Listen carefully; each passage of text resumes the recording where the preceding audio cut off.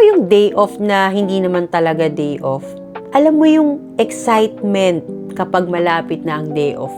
Iniisip mo, yes, bukas pahinga na ako. Tapos dumating ang day off, may labada, may lilinisin, kailangan mag-grocery, may kailangan kang bilhin, may errands na isang linggo nang hindi nagagawa. Tapos kung may pamilya ka pa, minsan may ihahatid, susunduin, lulutuin, hanggang sa mapapatingin ka na lang sa oras. Ala, gabi na.